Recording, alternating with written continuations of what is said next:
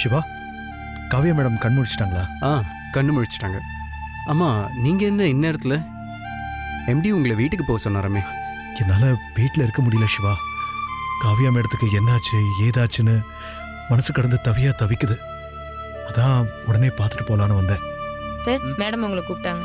சரி சிவா, குழந்தைய என்கிட்ட கொடுங்க. மேடம் எப்படி இருக்காங்கன்னு நீங்கள் போய் பாருங்கள், நான் வச்சுக்கிறேன். ஓகே.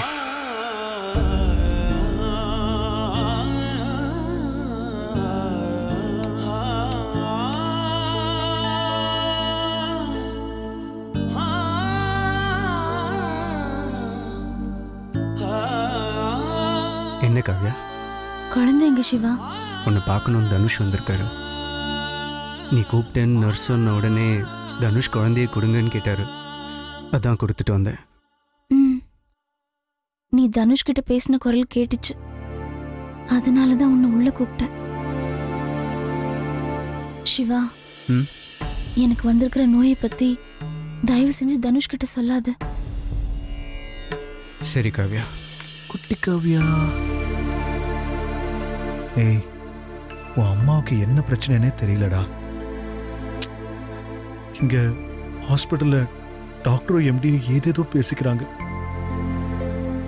ஏதோ என்கிட்ட மறைக்கிற மாதிரி தெரியுது. எதுவுமே என்கிட்ட சொல்ல மாட்டேங்கிறாங்கடா. நீயாவது கேட்டு சொல்றியா செல்லம்? இது சொல்லதான் உன்னை கூப்பிட்டேன். தனுஷை எப்படியாவது சமாளிச்சு வீட்டுக்கு அனுப்பிடு. சரி.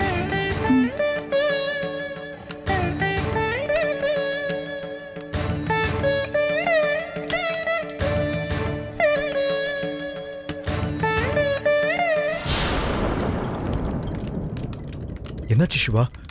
மேடம் கூப்பிட்டாங்களே, ஏதாவது முக்கியமான விஷயமா? நான் அவங்கள பார்க்கலாமா? சாரி தனுஷ், காவியா கண்ணு முழிச்சாலும் ரொம்ப டயர்டாக இருக்காங்க.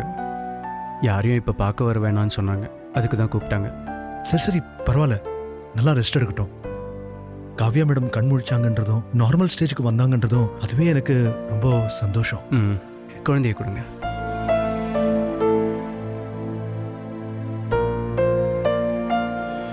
சரி, நீங்க கிளம்புங்க தனுஷ்.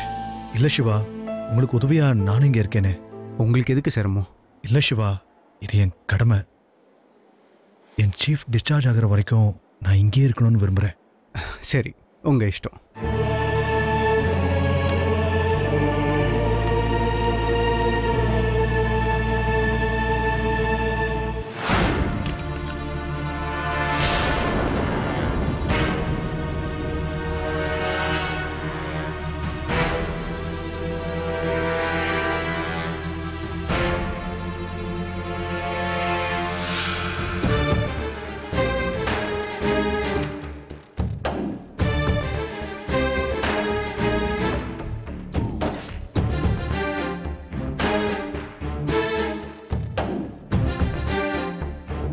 என்ன மாமா, சூட்கேஸ் நிறைய பணம் இருக்கு.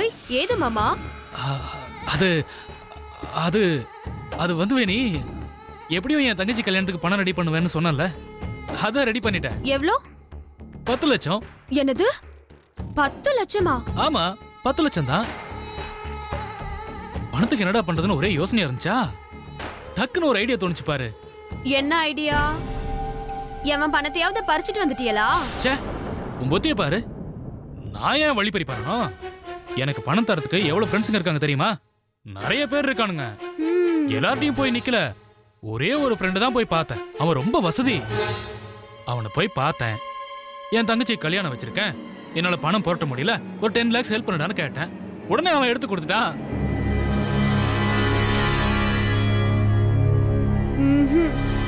நான் நம்பவே மாட்டேன் மாமா.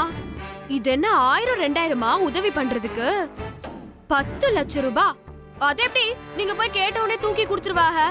எவ்வளவு பெரிய தொகை. நீ நம்பலன்னா போ, எனக்கு என்ன?